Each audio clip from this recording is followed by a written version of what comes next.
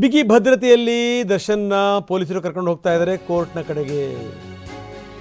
ಕೋರ್ಟಿಗೆ ಅವರನ್ನ ಹಾಜರುಪಡಿಸಬೇಕು. ಪರಪ್ಪನ ಅಗ್ರಹಾರ ಜೈಲಿನಿಂದ ದರ್ಶನ್ ಗ್ಯಾಂಗ್ ಶಿಫ್ಟ್ ಆಗ್ತಾ ಇದೆ. 2:45ಕ್ಕೆ ಅವರು ಕೋರ್ಟಲ್ಲಿರಬೇಕು. ನ್ಯಾಯಾಧೀಶರ ಎದುರುಗಡೆ ಹಾಜರಾಗಬೇಕು. ದೋಷಾರೋಪ ಪ್ರಕ್ರಿಯೆ ಶುರುವಾಗ್ತಾ ಇದೆ ಇವತ್ತಿನಿಂದ. ನಾವು ತೋರಿಸ್ತಾ ಇದ್ದೀವಿ. ಇದಕ್ಕೋಸ್ಕರ ಪೊಲೀಸರನ್ನು ಕೂಡ ನಿಯೋಜಿಸಿದ್ದಾರೆ. ಯಾವ್ಯಾವ ಏರಿಯಾ ದಾಟ್ತಾರೆ ಆಯಾ ಏರಿಯಾದ ಪೊಲೀಸರ ಜವಾಬ್ದಾರಿ ಇವರಿಗೆ ರಕ್ಷಣೆ ಕೊಡೋದು.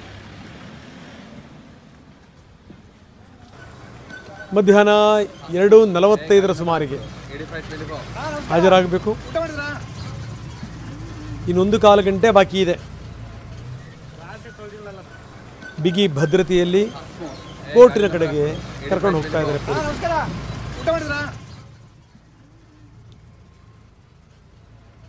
ಇವತ್ತೇನಾಗುತ್ತೆ ಭವಿಷ್ಯ ನೋಡಬೇಕು.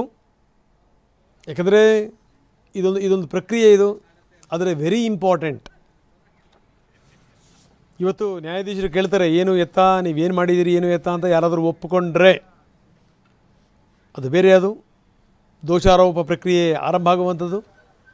ಯಾರು ಕೂಡ ಒಪ್ಕೊಳ್ಳಿಕ್ಕೆ ಸಾಧ್ಯ ಇಲ್ಲ. ಅದಾದಮೇಲೆ ಮತ್ತೆ ಎಂದಿನಂತೆ ವಿಚಾರಣೆಗಳು ನಡೀತಾ ಹೋಗ್ತವೆ. ಆದರೆ ಇವತ್ತು ಹಾಜರಾಗಲೇಬೇಕು. 2:45ಕ್ಕೆ ಹಾಜರುಪಡಿಸಬೇಕು. ಕಾಮಾಕ್ಷಿಪಾಳ್ಯ ಠಾಣೆಯ ಪೊಲೀಸರು, ಬೇರೆ ಬೇರೆ ಭಾಗದ ಪೊಲೀಸರಿಗೆ ಇದರ ಜವಾಬ್ದಾರಿ.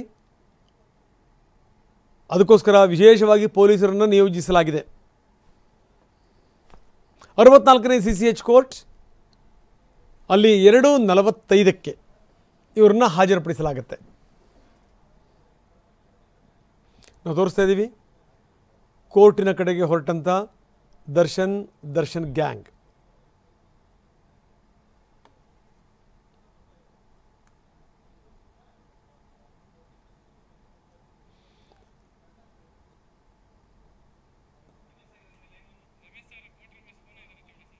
ಬನ್ನಿ, ನಮ್ಮ ಪ್ರತಿನಿಧಿ ರಮೇಶ್ ಈಗ ನಮ್ಮೊಂದಿಗೆ ಸಂಪರ್ಕದಲ್ಲಿದ್ದಾರೆ. ರಮೇಶ್, ಈಗಾಗಲೇ ಜೈಲಿನಿಂದ ಬಿಗಿ ಭದ್ರತೆ ನಡುವೆ ಕರ್ಕೊಂಡು ಹೋಗ್ತಾ ಇದ್ದಾರೆ. ಎಷ್ಟೊತ್ತಿಗೆ ಹಾಜರುಪಡಿಸ್ತಾರೆ? ಈ ಪ್ರಕ್ರಿಯೆ ಯಾವ ರೀತಿ ಸಾಗುತ್ತೆ ರಮೇಶ್? ರಂಗನಾಥ್, ಈಗ 2:45ಗೆ ಹಾಜರುಪಡಿಸಿ ಅಂತ ಹೇಳಿ ಕೋರ್ಟ್ ಸೂಚನೆಯನ್ನ ಕೊಟ್ಟಿದೆ. ಹೀಗಾಗಿ ಈಗ ಅಲ್ಲಿಂದ ಬರೋದಕ್ಕೆ ಸುಮಾರು 1 ಗಂಟೆ ಹಿಡಿಬಹುದು. ಹೀಗಾಗಿ ಈಗ ಅಲ್ಲಿಂದ ಹೊರಟಿರೋದ್ರಿಂದ 2:45ಗೆ ಕೋರ್ಟ್ ಇಲ್ಲಿ ಪ್ರಕ್ರಿಯೆ ಶುರು ಮಾಡಿದ್ರೆ ಅದೇ ಮೊದಲನೇದಾಗಿ ಎಲ್ಲ ಒಂದು ಆರೋಪಿಗಳ ಹಾಜರಾತಿಯನ್ನ ಕೋರ್ಟ್ ದಾಖಲು ಮಾಡ್ಕೊಳ್ಳುತ್ತೆ. ಯಾಕಂದ್ರೆ 17 ಜನ ಆರೋಪಿಗಳು ಕೂಡ ಹಾಜರಾಗಬೇಕು ಅಂತ ಹೇಳಿ ಕೋರ್ಟ್ ಸೂಚನೆಯನ್ನ ಕೊಟ್ಟಿತ್ತು. ಜೊತೆಗೆ ಜೈಲು ಅಧಿಕಾರಿಗಳಿಗೂ ಕೂಡ ಇಂಟಿಮೇಷನ್ ಕೊಟ್ಟಿತ್ತು, ನೀವು ಖುದ್ದಾಗಿ ಕರ್ಕೊಂಡ್ ಬನ್ನಿ ಅಂತ ಹೇಳಿ. ಯಾಕಂದ್ರೆ ಅವರ ವಕೀಲರು ತಕರಾರು ತೆಗೆದಿದ್ರು. ಆದ್ರೆ ವಿಡಿಯೋ ಕಾನ್ಫರೆನ್ಸಿಂಗ್ ಮುಖಾಂತರ ವಿಚಾರಣೆ ನಡೆಸಿದ್ರೆ ನೀವು ಹೇಳೋದು ಅವ್ರು ಕೇಳದೇ ಇರ್ಬೋದು. ಆ ಸಂದರ್ಭದಲ್ಲಿ ತಪ್ಪಾಗಿ ಎಂಟ್ರಿ ಆದ್ರೆ ಸಮಸ್ಯೆ ಆಗುತ್ತೆ. ಜೊತೆಗೆ ನಾವು ಯಾವುದೇ ಇನ್ಸ್ಟ್ರಕ್ಷನ್ಸ್ ಅವ್ರು ಕೊಟ್ಟಿಲ್ಲ. ಹೀಗಾಗಿ ಅವ್ರಿಗೆ ಇನ್ಸ್ಟ್ರಕ್ಷನ್ಸ್ ಕೂಡ ಅವಶ್ಯಕತೆ ಇರೋದ್ರಿಂದ ಕಾಲಾವಕಾಶ ಕೊಡಿ ಅಂತ ಹೇಳಿ ಕೇಳಿದ್ರು. ಹೀಗಾಗಿ ಕೋರ್ಟ್ ವಿಚಾರಣೆಯನ್ನು ಇವತ್ತಿಗೆ ಮುಂದೂಡಿತ್ತು. ಜೊತೆಗೆ ಅವತ್ತೇನೆ ಜಡ್ಜಿ ಹೇಳಿದ್ರು, ಏನಂದ್ರೆ ನಾವು ಈಗಾಗಲೇ ದೋಷಾರೋಪನ ಸಿದ್ಧಪಡಿಸಿದ್ದೀನಿ, ಆ ಪ್ರಶ್ನೆಗಳನ್ನ ಕೇಳಿ ಅವ್ರ ಹೇಳಿಕೆಯನ್ನು ದಾಖಲಿಸ್ಕೊಳ್ಳೋದು ಅಷ್ಟೇ ಉಳಿದಿರೋದು ಅಂತ ಹೇಳಿ. ಹೀಗಾಗಿ ಇವತ್ತು 2:45 ಅಥವಾ 3 ಗಂಟೆಗೆ ವಿಚಾರಣೆ ಶುರು ಆಗ್ತಿದ್ದಂಗೆ ಕೋರ್ಟ್ ಎಲ್ಲರ ಹಾಜರಾತಿಯನ್ನ ಪಡ್ಕೊಂಡು ಅವರೆಲ್ಲರಿಗೂ ಕೂಡ ಪ್ರತಿಯೊಬ್ಬರನ್ನು ಕೂಡ ಕರೆದು ಅವರ ಒಂದು ಹೇಳಿಕೆಯನ್ನ ಪಡ್ಕೊಳ್ಳುತ್ತೆ. ಅಂದ್ರೆ ನಿಮ್ಮ ಮೇಲೆ ಇಂಥ ಆರೋಪ ಇದೆ, ಇದ್ರ ಬಗ್ಗೆ ನಿಮ್ಮ ಪ್ರತಿಕ್ರಿಯೆ ಏನೋ, ಇದನ್ನ ನೀವು ಒಪ್ಕೊಳ್ತೀರಾ ಅಂತ ಹೇಳಿ ಪ್ರಶ್ನೆ ಮಾಡುತ್ತಾರೆ ಜಡ್ಜು.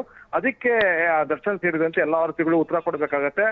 ಬಹುತೇಕ ಎಲ್ಲರೂ ಕೂಡ ಇದೆಲ್ಲ ಸುಳ್ಳು ಅಂತ ಹೇಳೋ ಸಾಧ್ಯತೆ ಹೆಚ್ಚು. ಯಾಕಂದ್ರೆ ಸಾಮಾನ್ಯವಾಗಿ ಯಾವುದೇ ಕೇಸಲ್ಲೂ ಕೂಡ ಅವ್ರು ತಪ್ಪೇ ಮಾಡಿದ್ರು ಕೂಡ ಅದನ್ನ ಒಪ್ಕೊಳ್ಳೋದಿಲ್ಲ. ಯಾಕಂದ್ರೆ ಒಪ್ಕೊಂಡ್ರೆ ಶಿಕ್ಷೆ ಆಗೋದ್ರಿಂದ, ಇಮಿಡಿಯೇಟ್ ಆಗಿ ಶಿಕ್ಷೆ ಆಗೋದ್ರಿಂದ ಅವರು ಯಾವುದೇ ಪ್ಲೀ ಗಿಲ್ಟಿ ಮಾಡ್ಕೊಳ್ಳೋದಿಲ್ಲ. ಹೀಗಾಗಿ ಕೋರ್ಟ್ ಎಲ್ಲರ ಒಂದು ಹೇಳಿಕೆಯನ್ನ ದಾಖಲಿಸಿಕೊಂಡು ಅದಾದ್ಮೇಲೆ ಡೇಟ್ ಫಿಕ್ಸ್ ಮಾಡುತ್ತೆ. ಅಂದ್ರೆ ನೆಕ್ಸ್ಟ್ ವಿಚಾರಣೆ, ಅಂದ್ರೆ ಸಾಕ್ಷಿ ವಿಚಾರಣೆ ಪ್ರಕ್ರಿಯೆ ಆರಂಭ ಆಗುತ್ತೆ.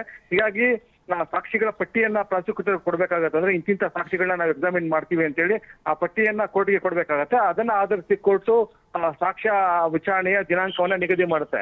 ಆ ದಿನಾಂಕ ಅಂದ್ರೆ 2 ವಾರ ಕಾಲಾವಕಾಶ ಕೊಡಿ ಅಂತ ಹೇಳಿ ಈಗಾಗಲೇ ದರ್ಶನ ಪರ ವಕೀಲರು ಮನವಿ ಮಾಡಿದ್ದಾರೆ. ಯಾಕಂದ್ರೆ ಇಮಿಡಿಯೇಟ್ ಆಗಿ ಸಾಕ್ಷಿ ವಿಚಾರಣೆ ಶುರು ಆದ್ರೆ ಆಗ ನಾವು ಸಿದ್ಧತೆ ಮಾಡ್ಕೊಳ್ಳೋದಕ್ಕೆ ಸಮಯ ಇಲ್ಲ ನಮ್ಗೆ. ಹೀಗಾಗಿ ನಮ್ಗೆ ಕನಿಷ್ಠ 2 ವಾರಗಳ ಕಾಲಾವಕಾಶ ಕೊಡಿ. ಯಾಕಂದ್ರೆ ನಾವು ಸಾಕ್ಷಿಗಳನ್ನ ಹೇಗೆ ಕ್ರಾಸ್ ಎಕ್ಸಾಮಿನೇಷನ್ ಮಾಡಬೇಕು, ಮತ್ತೆ ಯಾವ ಸಾಕ್ಷಿಗಳಿಗೆ ಏನ್ ಪ್ರಶ್ನೆಗಳನ್ನ ಕೇಳಬೇಕು ಅನ್ನೋದನ್ನ ಸಿದ್ಧ ಮಾಡಿಟ್ಕೋಬೇಕು. ಹೀಗಾಗಿ ಕಾಲಾವಕಾಶ ಕೊಡಿ ಅಂತ ಹೇಳಿ ಕೇಳಿದ್ದಾರೆ. ಈ ಕೋರ್ಟ್ ಅದ್ರ ಬಗ್ಗೆ ಕೂಡ ಇವತ್ತು ತೀರ್ಮಾನ ಮಾಡೋ ಸಾಧ್ಯತೆ ಇದೆ. ಯಾವತ್ತಿಂದ ಸಾಕ್ಷಿ ವಿಚಾರಣೆ ಆರಂಭ ಆಗಬೇಕು ಅನ್ನೋದನ್ನ ಕೋರ್ಟ್ ಇವತ್ತು ಡಿಸೈಡ್ ಮಾಡೋ ಸಾಧ್ಯತೆ ಇದೆ. ಇವತ್ತು ದರ್ಶನ್ ಪಾಲಿಗೆ ಕ್ರೂಷಿಯಲ್ ಸ್ಟೇಜ್ ಅಂತ ಹೇಳಿ ಹೇಳ್ಬೋದು. ಓಕೆ, ಧನ್ಯವಾದ ರಮೇಶ್ ತಮ್ಮೆಲ್ಲ ಮಾಹಿತಿಗೆ. ಚಾರ್ಜ್ ಶೀಟ್ನಲ್ಲಿರುವಂಥದ್ದು ಏನು ಅದು ಕೂಡ ವೆರಿ ಇಂಪಾರ್ಟೆಂಟ್.